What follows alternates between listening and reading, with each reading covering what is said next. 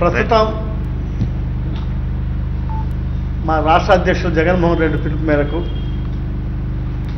Urban Guntur జిల్లాకు సంబంధించి అధ్యక్షులు అప్పిరెడ్డి గారి ఆధ్వర్యంలో ఓటో నియోజకవర్గం ఎమ్మెల్యే ముస్తాఫా గారి ఆధ్వర్యంలో ప్రజల యొక్క సమస్యలు తెలుసుకుని నియోజకవర్గ స్థాయిలో వారికి సంబంధించి ప్రభుత్వాలు పనితీరు కానీ ప్రజలు పెట్టే ఇబ్బందులు కానీ దృష్టిలో ఉంచుకొని జగన్మోహన్ రెడ్డి గారు ప్రతి కాన్స్టిట్యున్సీలో ఉన్నటువంటి పార్టీకి సంబంధించిన క్యాడర్ కానీ బూత్ స్థాయి నాయకులు కానీ అక్కడ ఏ ఇతరైన రాష్ట్ర స్థాయి నాయకులందరినీ కలిసి ప్రభుత్వం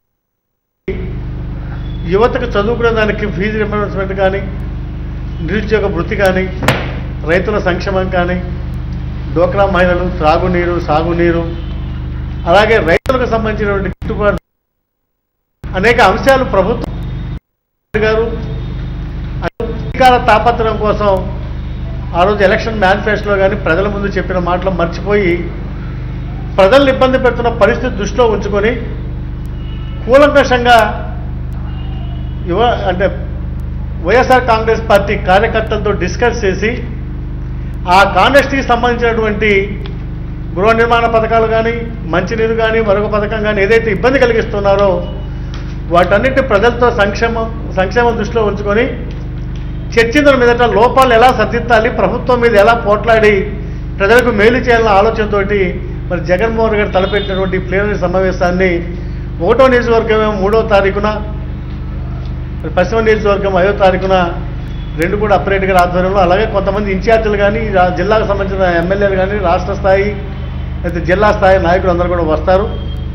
కాబట్టి ఏదైనా తెలుగుదేశం పార్టీ మాటల గాలితో ప్రజలను ఇబ్బంది పెట్టి చేయలేటువంటి ప్రయోజనాలు ఏవి కలగకపోయినప్పటికీ కూడా అబద్ధాలతోటి కాలయాపన చేస్తున్న పరిస్థితి దృష్టిలో పెట్టుకొని ప్రభుత్వం తల దించైనా మెడలు వంచైనా పనిచేయించాలని, అలాగే కాన్స్టిట్యున్సీకి సంబంధించినటువంటి మా క్యాడర్ అంతా కూడా ఎలక్షన్ సమాయత్తమై తప్పనిసరిగా సంక్షేమ పథకాలను ముందు ప్రజలకు అందించే మార్గంలో మరి పయనించాలని ఉద్దేశంతో పెట్టినటువంటి కార్యక్రమాన్ని మరి 3వ తారీఖు 5వ తారీఖు పెట్టడం జరిగింది. కాబట్టి మనకున్న క్యాడర్ కానీ లేకపోతే మన అపాయింట్మెంట్ చేయబడినటువంటి మా సన్నిహితులైనటువంటి మా కుటుంబ సభ్యులు వైఎస్ఆర్ కాంగ్రెస్ పార్టీ సంబంధించినంత వాళ్ళు కూడా ప్రత్యేకించి ఈ కార్యక్రమంలో పాల్గొనాలని కూడా మనం చేస్తాం.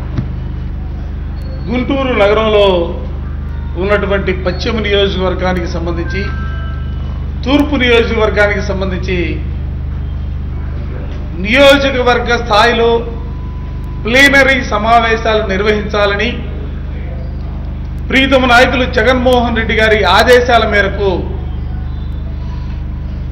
తూర్పు నియోజకవర్గానికి పెద్దలు ఆతుకూరి ఆంజనేయులు గారిని, పశ్చిమ నియోజకవర్గానికి పెద్దలు రాతంశెట్టి సీతారామాంజలి గారిని ఇరువురిని కూడా పర్యవేక్షకులుగా జగన్మోహన్ రెడ్డి గారు నియమించినటువంటి పరిస్థితులు.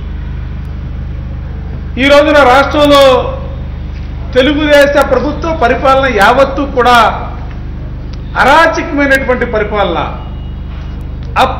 అప్రజాస్వామిక విధానాల పరిపాలన, అవినీతితో కూడినటువంటి పరిపాలన, ఎక్కడా కూడా ఏ ప్రాంతంలో కూడా అభివృద్ధికి ఆనవాలు కనిపించినటువంటి దౌర్భాగ్యమైనటువంటి పరిస్థితులు ఇవాళ రాష్ట్రంలో కనిపిస్తూ ఉన్నాయి. 3 సంవత్సరాలు గడుస్తూ ఉంటే ఈ రాష్ట్రంలో ఏదైనా ఒక్క కార్యక్రమం కూడా ప్రత్యేకంగా ప్రజానికం కోసం ఒక కార్యక్రమం కూడా తీసుకున్నటువంటి పరిస్థితులు లేనటువంటి పరిస్థితులు ఉన్నాయి. మరోపక్క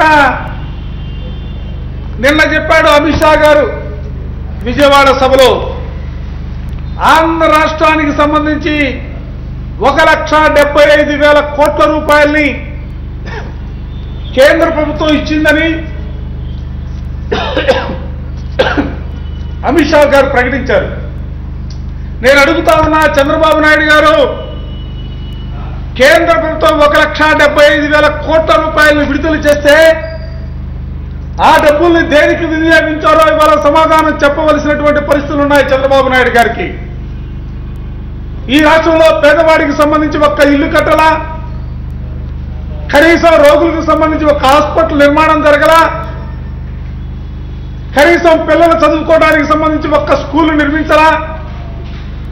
పేదవాడు కడుపు నిండా తిండి తినడానికి సంబంధించి కూడా రేషన్ షాపుల్లో సైతం కూడా ఇవాళ రేషన్ని వాళ్ళ కట్టుల పేరుతో కనీసం ఆ బియ్యాన్నో పంచదారనో లేదా కిరసనాయిలో కూడా ఇవ్వనటువంటి దౌర్భాగ్యమైనటువంటి పరిస్థితులు ఇవాళ రాష్ట్రంలో ఉంటే 1,70,000 కోట్ల రూపాయలు ఏ దారి వెళ్ళాయో చెప్పవలసినటువంటి బాధ్యత ముఖ్యమంత్రి చంద్రబాబు నాయుడు మీద ఉందని అడుగుతా ఉన్నా. ఇస్తే ఇచ్చారని చెప్పండి, ఇవ్వకపోతే ఇవ్వలేదనే సమాధానం చెప్పగలిగినటువంటి స్థితిలో కూడా తెలుగుదేశం ప్రభుత్వం లేదా అని అడుగుతా ఉన్నా. నిన్న మీరు చూశారు, పక్క రాష్ట్రం కేసీఆర్ గారు చూశారు, ఇదే అమిత్ షా గారు అక్కడ 1,00,000 కోట్లు ఆ ప్రభుత్వానికి ఇచ్చామని చెబితే ఆ ముఖ్యమంత్రి గారు సవాల్ విసిరారు. అమిత్ షా గారిని ప్రశ్నించారు, లెక్కలు చెప్పండి, మీరు లెక్కల్లో నిజంగా 1,00,000 కోట్ల రూపాయలు ఇచ్చుంటే ముఖ్యమంత్రి పదవికే నేను రాజీనామా చేస్తానని కేసీఆర్ గారు ధైర్యంగా మాట్లాడుతూ ఉంటే నీకు 1,00,000 కోట్లు కాదు 1,75,000 కోట్ల రూపాయలు ఇచ్చానని ఇవాళ అమిత్ షా గారు మాట్లాడుతూ ఉంటే ఎందుకు నోరు మెదపలేనటువంటి పరిస్థితిలో ఉన్నారని అడుగుతా ఉన్నా. ఎందుకు భయపడుతున్నామని అడుగుతా ఉన్నా. ఎవరిని చూసి భయపడతా ఉన్నారు, ఎవరిని చూసి భయపడుతున్నామని అడుగుతా ఉన్నా. ఎవరి ప్రయోజనాలను తాకట్టు పెట్టాలని ప్రయత్నం చేస్తున్నామని అడుగుతా ఉన్నా. ఇది నీ సొంతానికి సంబంధించో లేదా నీ రాజకీయ పార్టీకి సంబంధించిన అంతర్గత విషయం కాదు. ఇది రాష్ట్ర ప్రజానికానికి సంబంధించినటువంటి అంశం. ఇది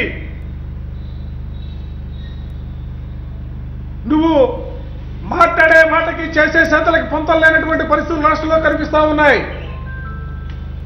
16,000 కోట్ల రూపాయలు రెవెన్యూ లోటు బడ్జెట్ ఉందని నువ్వు చెబితే కాదు కేవలం 4,000 కోట్ల చిల్లర మాత్రమే రెవెన్యూ లోటు ఉందని, 3,900 కోట్లు ఆల్రెడీ విడుదల చేశామని, కేవలం 195 కోట్లు మాత్రమే విడుదల చేయవలసినటువంటి పరిస్థితులు ఉన్నాయని సాక్షాత్తు కేంద్ర ఆర్థిక మంత్రి జైట్లీ గారు చెప్పారు. దానికి సమాధానం లేదు. దాని మీద మాట్లాడే నాయకుడే ఉండడు. ఏ దిశగా ఈ పరిపాలన చేస్తున్నారని అడుగుతూ ఉన్నాం. నిజంగా 1,75,000 కోట్ల రూపాయలు వస్తే కనీసం శాశ్వత రాజధానికి శంకుస్థాపన కనీసం ఇటుకు బిళ్ళ కూడా పెట్టినటువంటి పరిస్థితి లేదే. ఏ పక్క నిధులు వెళ్ళాయి, దేనికి వాడుకుంటా ఉన్నారు? దీనిపైన రాష్ట్ర ప్రజానికానికి సమాధానం చెప్పవలసినటువంటి పరిస్థితులు చంద్రబాబు నాయుడు గారికి ప్రభుత్వానికి ఉందన్న విషయం కూడా ఈ సందర్భంగా చెప్తా ఉన్నా. ప్రజలు మాట్లాడాలనుకుంటా ఉన్నామేమో, ప్రజలు తిరుగుబాటు చేయాలనుకుంటా ఉన్నారేమో. ఇవాళ ప్రభుత్వాన్ని ప్రశ్నించే పరిస్థితికి ప్రజానీకం తయారుగా ఉన్నారు. ఈ ప్రభుత్వం పైన తిరుగుబాటు చేయడానికి ప్రజానీకం సిద్ధంగా ఉన్నారు. రేపు జరగబోయే నియోజకవర్గ స్థాయిలో జరగబోయే ప్లీనరీ సమావేశాలే దీనికి వేదికగా కాబోతా ఉన్నాయి. ప్రభుత్వాన్ని కూకట వేళ్లతో ప్రజానీకం పెకలించక ముందే చంద్రబాబు నాయుడు గారు మేల్కొనాలని అడుగుతా ఉన్న వైఎస్ఆర్ కాంగ్రెస్ పార్టీ పక్షాన ఇవాటి వరకు కూడా ఈ రాష్ట్ర ప్రభుత్వం అధికారంలోకి వచ్చిన తర్వాత 3 సంవత్సరాల పరిపాలనలో రాష్ట్రంలో చేసినటువంటి అభివృద్ధి కార్యక్రమాలకు సంబంధించినటువంటి ఏదానికి ఎన్ని నిధులు వినియోగించారో దానికి సంబంధించి కేంద్రం నుంచి ఎన్ని నిధులు వచ్చాయో దానికి సంబంధించి నీవు విదేశ యాత్రల పేరిట వివిధ దేశాలు తిరుగుతున్నటువంటి సందర్భంలో నీకైనటువంటి ఖర్చుల వివరాలు, వచ్చినటువంటి పరిశ్రమలు, వీటన్నిటిపైన కూడా శ్వేతపత్రం విడుదల చేయవలసినటువంటి పరిస్థితులు ఉన్నాయి. కొత్తగా ఏర్పడినటువంటి రాష్ట్రం ఇది. ఈ రాష్ట్రంలో నీ ఇష్టం వచ్చినట్టు పరిపాలన చేస్తారంటే, అధికారం నాకుందనే భావంతో నువ్వు ఉంటే అది సాధ్యమయ్యే పరిస్థితులు కాదు. చైతన్యవంతులైనటువంటి రాష్ట్ర ప్రజానికం పక్షాన ఇవాళ వైఎస్ఆర్ కాంగ్రెస్ పార్టీ నేతృత్వంలో పెద్ద ఎత్తున ఉద్యమించడానికి ఇవాళ రాష్ట్ర ప్రజానీకం పక్షాన వైఎస్ఆర్ కాంగ్రెస్ పార్టీ సిద్ధంగా ఉంది. అది కూడా ప్లేనరీ వేదిక ఈ ఉద్యమం ప్రారంభమవుతుందన్న విషయం కూడా చాలా స్పష్టంగా సూటిగా చెప్తా ఉన్నాం.